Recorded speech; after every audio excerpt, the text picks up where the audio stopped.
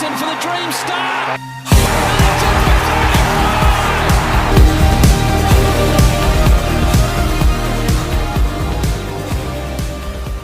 Welcome to another episode. My name is Dean Vass. You can find me on X at #Kangas, Instagram #Kangaroos podcast. Tonight is a solo podcast, a solo episode, I should say, going through uncontracted players in the AFL men's program coming up in 2026.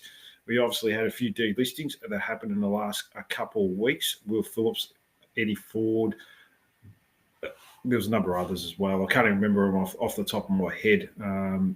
Darcy Tucker, obviously. Well, he should have been the first, but then again, I'm not a list manager. And there was someone else, wasn't he? Cooper Harvey re-signed as well. So for next year, at this stage, we have 21 out of the 35 players uncontracted for next year. So it's a big year coming up for a lot of these players. So I'm going to go through each one individually and just to give you an indication of how big of a year this is for the football club next year. We obviously want to re-sign a majority of them. I mean, at the end of the day, you have to get rid of 5 or 6 at least each year. That's just part of the business. But if you can get re-sign most of them, it usually means that we're making progress, and that's the most important thing, is that we are making progress and we are going in the right direction. And we definitely need to get those wins up and going next year, as opposed to winning 4 or 5 like we have since 2020.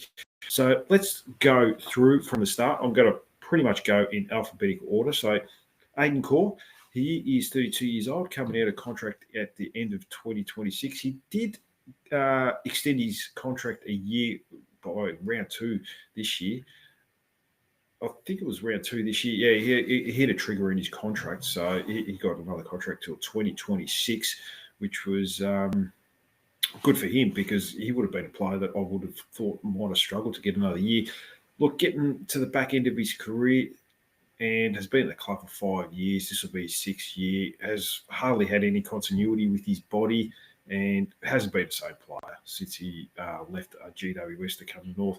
His first game when he first came to the club, I remember, was at Etihad Stadium. I know we lost, but then after that, he had a foot infection or something. He had a really weird injury that kept him out for the rest of that year in his first year, and hasn't been the same player since he has come back from that. He has shown glimpses of what he's capable of, and he's had periods of a month or 6 weeks where he's played some good football, but it has had some really terrible games. So, look, you'd have to think that 2026 might be his final year.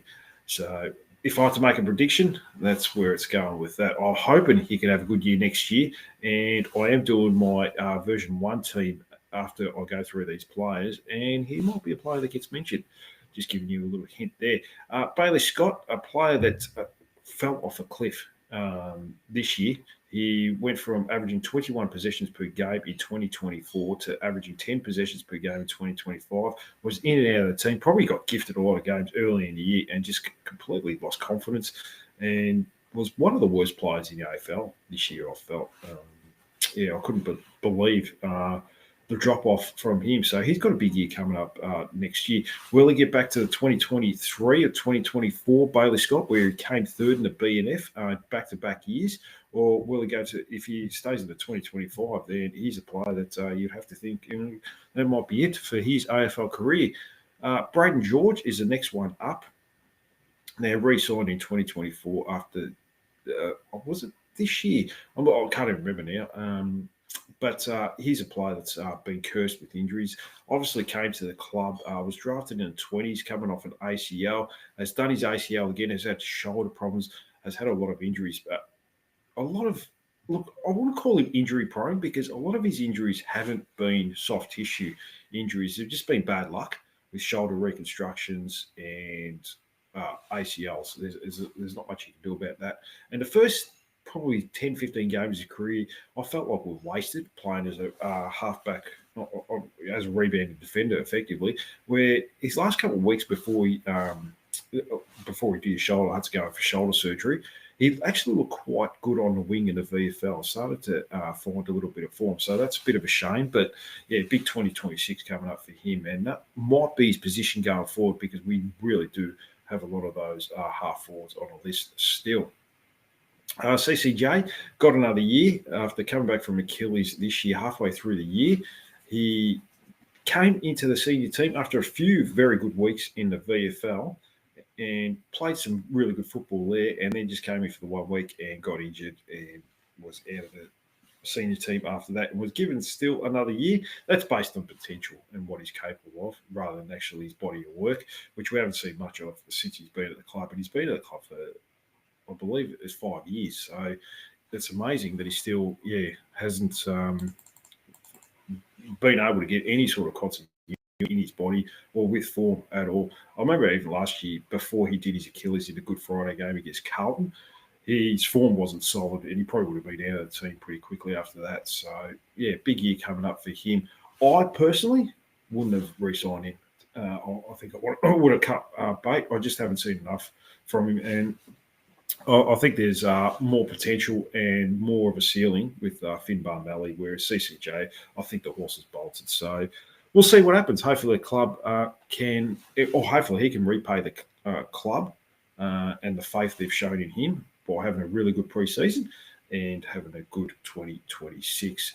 Cooper Harvey, just the last player signed just for one more year again. The last player re-signed last year as well. So the club don't have much confidence in him. I really like him, and I really like the year he had. He's a proactive player. I like those players that really want to take the game on. Every time he gets it, he's always looking for that aggressive kick, taking the game on wherever he is on the park. And there is potential for him to play other positions. I think he could play on the wing. He's shown signs in the VFL that he can play on the wing. He's a good rebound defender. Obviously, his defensive work is almost non-existent, but I don't care about that. Even if he becomes an average league defender or an average team defense sort of player, I think his offensive side is really huge. So I'm really bullish on him. I might mention him soon. That I might have him in the best 23. So you'll have to look out for that. Cooper Trembath, they should have re-signed this guy for 10 years. Only re-signed for the 1 year. So, to be honest, I'd like to. I would have just given him 3 years. Why not? Like, you could still get him cheap. I mean, what else are you doing? Even if it doesn't work out next year or the year after, and you still got another year left on him, you'll still be cheap. Where if he does work out and he keeps averaging 3 goals a game, 4 goals a game, and he looks like he's going to be the next Wayne Carey / Buddy Franklin, then you'll have to re-sign him and you'll have to sign him to big money. So you could have signed him cheap, and there's potential for him to be, like I said, a really A-grade. Look, I'm not going to get too carried away. He's only played 3 games, but there's potential there that he could be your number one key forward going into next year. So I would have just at least given him 2 years for reasonably cheap money, so you don't have that weight going into 2026 if he becomes good and starts kicking 40, 50 goals, and we've just found his gem, and then all of a sudden a club like Gold Coast, not so much Gold Coast, maybe GWS, he's 6 years, $1 million each year or something like that, and then he leaves. So, whereas he could have just signed him really, really cheap. George Wardlaw, certainly hope we can get his concussion issues behind him. Didn't have a great year, and that's probably just through having a few little issues with his body and mainly concussions as well. So he's a player that I think will there'll be a lot of speculation about him. So the sooner we can re-sign him, and I understand he wants to stay at the club and he wants to show faith in the club, and he seems to really embrace the club. He's made some good friends, Harry Sheasel in particular. So I think he'll re-sign fairly early next year, and it'll be, I wouldn't say a long-term deal, but it might be like a 3-year extension. Jackson Archer, another player that really struggled this year, and he's probably struggled throughout his career with continuity in his body. But if he can get his body right, particularly his soft tissue injuries, then he could be, he'll be a best small defender, lockdown defender as well. And he was showing signs of that in 2024, that he was going to be that type of player. Unfortunately, this year he was riddled with injury and only played the 3 games. Jacob Costanti played every game this year. Hit a trigger earlier in the year. I think it was midway through the year that got him to 2026. I think we would have re-signed him for another year. He played every game this year. Alistair Clarkson seems to really like him, see something in him. Only kicked the 10 goals. We'd like to see a few more goals. His pressure in that forward 50 is quite decent. He tries really hard, got a good body. He's just got to kick more goals. Josh Gota. Now, yeah, another player that, and usually with Achilles injuries, we've seen it with CCJ, when they do come back after 12 to 14 months or around that time frame, players tend to do soft tissue injuries. It's sometimes it can be, I don't know. I think it's just to do with the management of the load. I think it's just too much on their body, and generally speaking, when they go to a high-paced environment where they have to do more sprints, they do soft tissue injuries, and that's just part of it. They lose, Achilles injuries. You're going to lose muscle in certain areas, certain parts of the body, and until you do a soft tissue injury and strengthen it up, that's what tends to happen.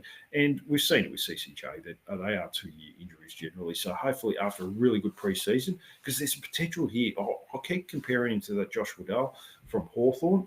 I just see a little bit of that in him.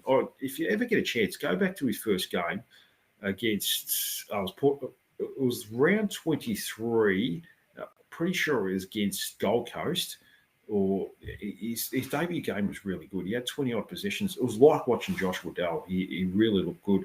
It's just about getting his body right on the park. I know I've joked with him during the course of the year that he might have passed away because he seemed to be a player that was 3 or 4 weeks away from being 3 or 4 weeks away with soft tissue injuries.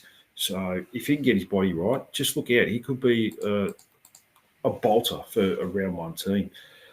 Luke McDonald will go with first. So he signed a 5-year contract a few years ago. Probably struggled with the weight of the captaincy. I felt like it might have just been a little bit too much for him. I don't know if he was a strong leader out on the field. Like he did communicate a lot, but we've seen him get really emotional. And what he does, I don't want to see him get emotional, especially that game where we lost the Essendon by a goal, where he was crying after the game. You got to be as strong as a leader. And I just felt like he was probably trying a little bit too hard. Whereas this year, he seemed a little bit more relaxed in his football. I was starting to find some good form until he had a season-ending surgery. Until he had season-ending surgery. But he's a player that from now on will just re-sign for a year here and there. And it'll still be an important part, and it'll still be a player that we rely on as far as experience and leadership out on the field. Luke Parker had a really good year. When he come top 5 in the BNF, I just worry about how much workload we've given him this year in the midfield. At 32, 33 years old, his body is getting bruised and battered. He played midfield, the Swans. It was a really tough player. Look, I really like Luke Parker. He's pretty much a true shin boner. He's a very blue-collar worker, and he puts his body on a line a lot. So I just worry that, early next year could be signs of slowing down because of what we've done to him this year, especially 32, 33 years old. I'd like to see him step out of that midfield a lot next year, where he only goes in for 6 to 8 CBOs. I was hoping for that this year, and I can understand certain games. I think that West Coast game where we were absolutely shit for the first 3 quarters, our midfield was rubbish, then you put him in. But that should be not so much the last port of call, but it should be something. Look, midfield's struggling a bit. We need a big body in there. LDU's getting tagged out of the game. Harry Sheasel might be getting tagged out of the game or having an off game. We put Luke Parker in there, but we'll have to wait and see. And he seems to take care of his body really well. That's all we can ask. And I'm hoping he can certainly play a part next year. And still, we signed him as a leader, and I'd still like to see him be a leader out on the field, but not so much in that centre square. Luke Urquhart, a little bit of a disappointing first year. I think he would be the first to admit that, but I'm not too sure how they're using him in the VFL team. They didn't play him in midfield much. We tended to go for VFL listed players, not AFL listed players in the midfield. We had a couple of players go through there. Their names escape me at the moment, but yeah, it's probably saying something of where he's at. So he needs a big preseason. And if he's struggling again next year where he's not playing midfield minutes in the VFL, and that could be curtains for him. And at the end of the day, he would have been a pick in the 60s. So we'll have to wait and see. At the end of the day, he's down the pecking order at the moment. He's a player that if he was out of contract this year, and Will Phillips was out of contract this year, and we had to pick one, I think the club would have kept Will Phillips, to be honest with you. So we'll wait and see what happens with him next year. Riley Hardiman, he's a player that's we'll want to re-sign long term fairly quickly. He's got leadership qualities. He really found his groove on the halfback flank. There's a few things that he needs to work on with his development, having more confidence in rebounding that football. Like I've mentioned numerous times, he was just a bit slow to get that handball received when we did get an intercept. And he's got a beautiful left foot. He's got a booming left foot. He kicked 55, 60 metres, which is a real weapon. But he's a good lockdown defender as well. So he's definitely a player that we want to re-sign long term. River Stevens, son of Anthony Stevens, club legend, played as a small forward, really struggled in the VFL. I think he only averaged 6 or 7 touches a game. So first year, not too sure what his ceiling is, I guess. Haven't seen enough of him, but at the moment, he's well down the pecking order with a number of small forwards. We've got on the club list, you're talking about Costanti. We just got Charlie Spargo. We're probably going to have Zach Bench go through there, Robert Hansen as well. So he's probably down below them. So it will take a lot of good VFL games for him to get that opportunity at AFL. I'm not too sure if he's up to it. He was a father-son pick, late pick as well. So we'll have to wait and see. But he's a player that I don't have much confidence that he's going to be on the list next year, after next year. So, but hopefully he proves me wrong. Robert Hansen, I've kind of gone off Robert Hansen, particularly that VFL game that I watched in the last game of last year, where he basically didn't try, and that's a bit of a harsh call, but it didn't look like he really cared too much. I was getting a bit frustrated watching him on TV, the lack of chase and the lack of defensive efforts, and that's what keeps him out of the AFL team. And if we didn't re-sign him, I think it was round 5 or 6. If we didn't re-sign him then and wait till the end of the year, I don't know if the club would have re-signed him, to be honest with you. Maybe his attitude would have been different in that game if he was going for a contract, but it just looked like he not so much parked the bus, but he just looked like, I've checked out for this game. It doesn't mean anything, which is a poor attitude to have, which is a bit of a worry. So big year coming up for him. But like I said, he's probably down the pecking order behind a few now. Robert Hansen, Charlie Spargo, Jacob Costanti, and there's a number of other small forwards too. Toby Pink, re-signed late in the year. He had a good purple patch of 4 to 6 weeks where he kept everyone goalless. And then after that, everyone started kicking goals on him, namely Jeremy Cameron, I think, who kicked about, what did he kick against us, about 11 or something like that. So, yeah, look, he's a good placeholder. We've always said that. And he seems like a high-quality character. But, yeah, he's a good placeholder till someone else comes along that's a little bit better. Tom Powell, now, he's out of contract in 2026, obviously. That's why I'm talking about him. But the concern is with him, the last probably 2 to 3 weeks of the season did not get a CBA. Now, I think he's far too good of a player to just be playing inside that forward 50 and getting, as a forward pocket. He's a midfielder, and he deserves more opportunities. I thought he was having a reasonable year, like a good year. As a midfielder, he seemed to be developing pretty well, and then we just threw him out of there. Obviously, to get Harry Sheezel more minutes in there, we wanted to get Harry Sheezel in there, which makes sense, which squeezed him out, and that's a problem. I'd like to see him push up to the wing a little bit this year, more than the forward pocket. He played a couple of good games at the wing, so I'd like to see him go there on one wing, but we'll have to see how the club approaches this. And if he's going to play in the forward 50 and just play in the forward pocket the whole year next year, maybe be in and out of the team, then he might just say, look, I'm just going to go back to Adelaide and look for more opportunities. So, well, it's going to be an important year for him individually and as a club with whatever approach and whatever role they think suits them best. Will Dawson is next. So he's another player that shows a lot of potential as a good intercept tall defender. Struggles a little bit one-on-one. That still needs a lot of body of work. Had a really good game against Sam Darcy, which we all know about, which I thought was his coming out game. But he's 202 centimetres, put on a lot of bulk in the space of 12 months, where he's a really scrawny, skinny kid.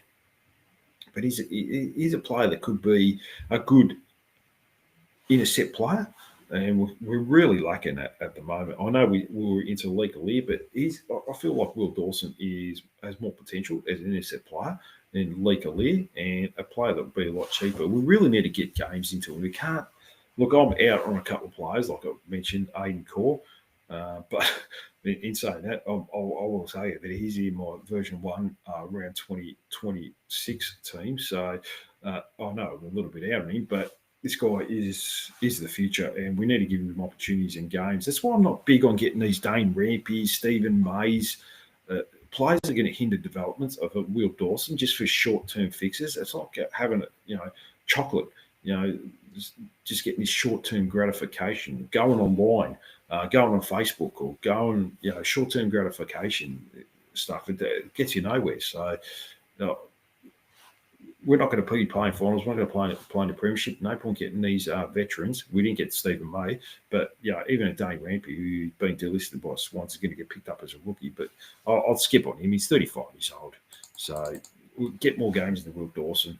Let him go out there, learn, make mistakes. We're still a developing team this year. We're not the finished product by any means. I know a lot of people would like to think that after 5 years of rebuilding that we are the finished product, but we aren't at this stage. And we need to get games into these kids and see if they're good enough. Otherwise, we have to get some other kids in.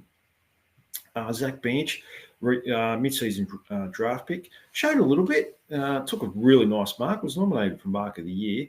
Hurt his ribs in that interaction, the poor kid, but shows a little bit. A little bit of Nick Watson about him. And Cooper Harvey. I know I mentioned Cooper Harvey, but a proactive player. As soon as he gets it, he wants to move it forward. He wants to get it into those forwards quite quickly. Tends to look for the short options, lowers his eyes, which I really like a Brent Harvey, lowers his eyes, looks for that leading option, not just bombing it along. So a player that I've got a little bit of hope for going into 2026. And the last uncontracted player is Zane Dersma, talk of the town. It seems like this off-season he is taking it very seriously. He's got his own personal trainer. He wants to get a lot fitter and wants to take his football seriously. He doesn't want to be. It sounds like he doesn't want to be a victim of circumstance where we've got too many forwards. Oh, well, I don't give a shit. I'm just going to wait till I get to Essendon in 2026. It sounds like he wants to really give this an opportunity. And there's no guarantees that even if he goes to the environment he wants to, like Essendon plays with his brother, that he's going to be a better player or it's just going to work out for him. He needs to give this every opportunity next year. So I'm not too sure where I'll sit with him. I haven't seen enough to suggest that he's going to be an elite A-grade player. There is potential. He's taken some good marks, but he's averages 7 possessions a game in his AFL career, and not all of them has been a sub, and not all of them have been in the forward 50. A lot of those games have been on the wing and on halfback. And when he gets it, he usually makes good decisions, and he's got great skills, great set of hands. The potential's there, but for some reason, he just doesn't read the game well. He's not smart enough. But that'll come with time, and I'm certainly hoping that can work out at North Melbourne. So we'll have to wait and see. And if he's struggling halfway through the year and he's in and out of the team, he's a player that I could see at such a young age just check out and just wait till you get to Essendon. And there was talk that Essendon were very interested in him, but I don't think they were prepared to pay a first rounder. If Essendon offered one of those high picks, I think we probably might have really considered it, to be honest with you, because we do have a lot of those forward 50 players on the list already, and we have to get rid of one really good one in Eddie Ford. So yeah, it's going to be an interesting 2026. So we'll find out a lot more during the preseason and even in practice matches how Zane Dersma is going. All right, so I'll move forward to my best 23. Oh, yeah, best 23. It's best 23 now. There's no subs or anything. Player version, best 23 team version 1. Sorry about that. I'll learn to speak English one day soon. So at fullback, I know this is the controversial one. I've got Aiden Core. I've got a little bit more faith as a fullback, but there's not much difference. It's a bit of a sideways move from Aiden Core to Toby Pink. So I've gone Aiden Core. I've just got a little bit more faith in him that he can do a job as that almost as a number one key defender.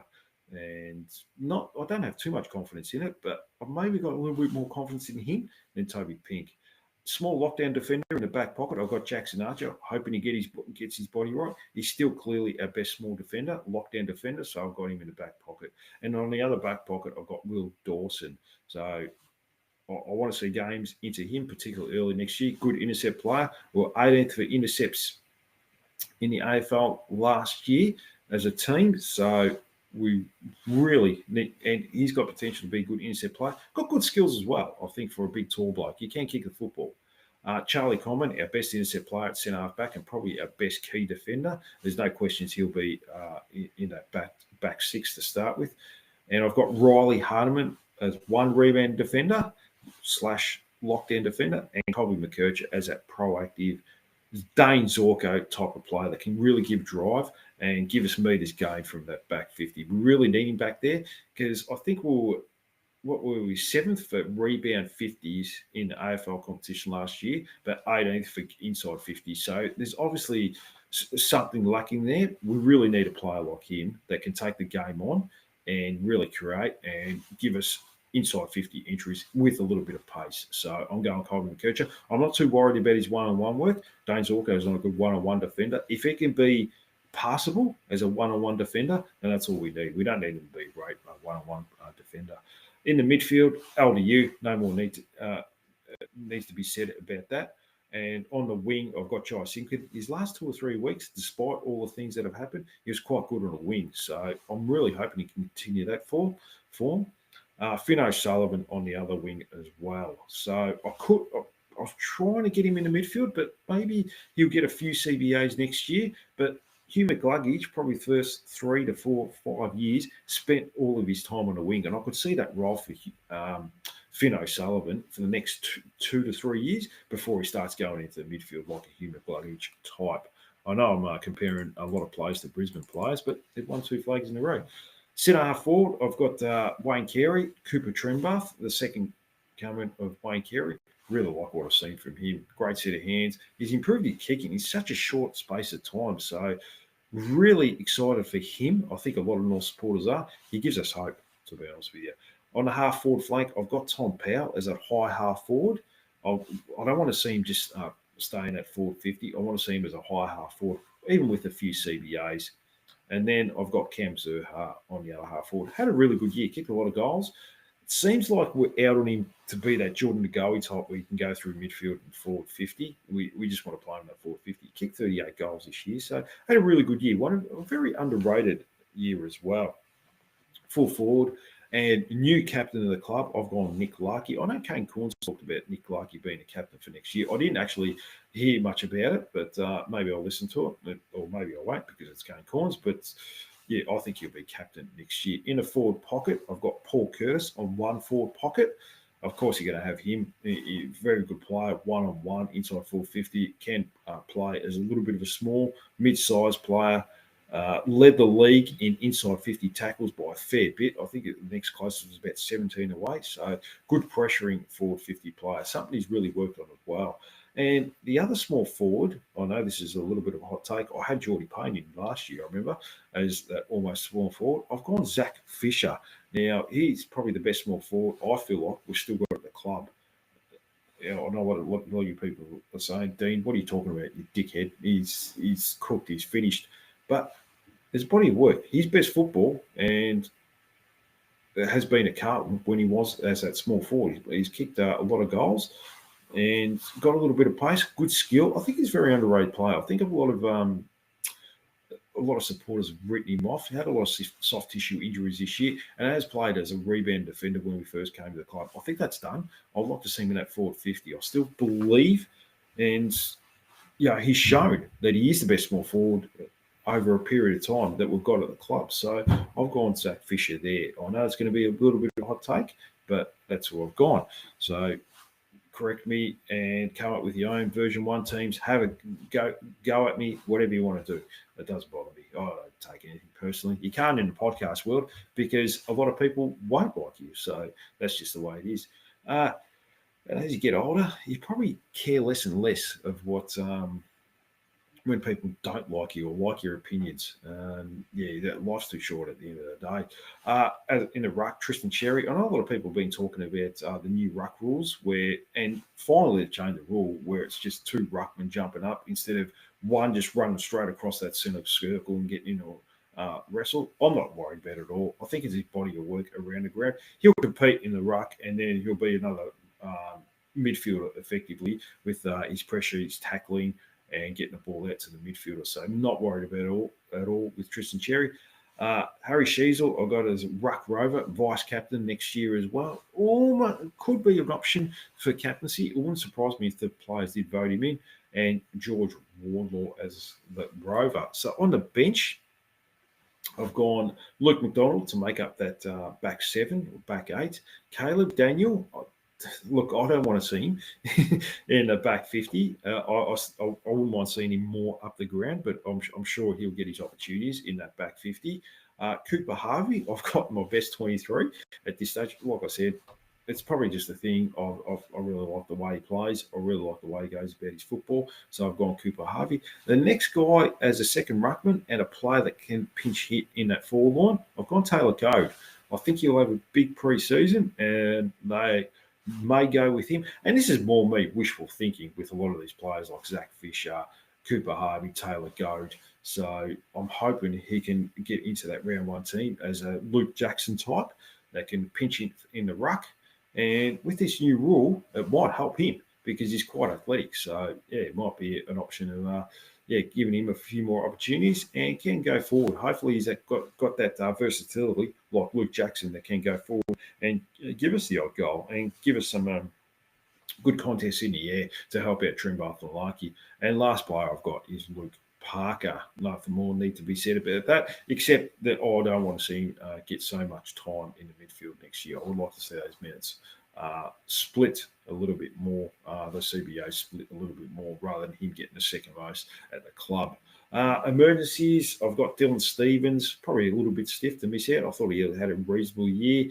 CCJ, just not too sure where he's at right now with his football. Josh Goda, Griffin Logue, I'm a little bit out on Griffin Logue. I know a lot of people sort of said, no, he's got to get himself fit. He's got to get himself fit. He did his knee, a couple of years ago, and he's never really got himself right. Look, at the end of the day, if you want to play it, if the ball goes in long and you want to play the killer contest, Griffin Logue is your man. But if you want him to play on someone and be accountable, he can't. He just has never been able to do it. He needs good players around him. Right now, we don't have that good back 6 around him. We've got a pretty average back 6, and it's going to make him look worse. If he's got good, if he's got Harris Andrews and, like Ryan Lester and really good players around him, then what's that, Darcy Gardner? Yeah, then he can play his role. But at the moment, he just doesn't have that at this football club. Charlie Spargo, I don't have any team. Look, he's going to get a game. He'll probably get a game with Zach Fisher because when you recruit someone, no matter how bad they're going or anything like that, the club are going to give him every opportunity. It's more just to justify, we picked him up. So they're going to give him every opportunity. And look, I personally would have got him. I would have gone after him, but the club made that decision, so they're going to give him every opportunity. Jacob Stanty, I got out of the team. Toby Pink, Bailey Scott. Sorry, I just had a drink of water because my throat's drying up a bit. Braden George, Zane Dersma, like I said, I think he'll be in the round 1 team because they want to give him every opportunity. Robert Hanson, Zach Panch, Matt Whitlock, Jack Darling. Sorry about that. As my throat just dries up and I can't talk anymore. So, Jack Darling, I've got out of the team. Look, I'm hoping we can sort of slowly phase him out because we want to get that Taylor Goad, but Taylor Goad's he'll probably be in for him on the interchange bench or on the half-forward flank, centre half-forward. So, look, still a great leader. Our forward line functioned a lot better with him in there. He's a very smart footballer and seemed to make seemed to be a good on-field coach for those forward 50, Jack Darling. Matt Whitlock, still a little bit young, so but certainly a player that I'm hoping can take a role in that back 50. I know some people could compare him to a Harris Andrews, a skinny defender, so I'm hoping he could turn into half the player Zach Andrews is. Harris Andrews, I should say. Zach Bench, I'm going to mention, but Zach Bench, yeah, look, he's not far away. I've got him ahead of Robert Hansen and probably Jacob Costanti, but I'll have him ahead of Charlie Spargo. But we know he's not going to be below him. So there's a little bit of depth, but there's always going to be injuries as well. So that's my best 23 version 1 team. Come at me, tell me that I'm a dickhead. I've got no idea what you're talking about. So I'm happy with that. But that'll obviously change once I see a few more games. And I thought I'll get that ball rolling because we want to keep talking about the men's.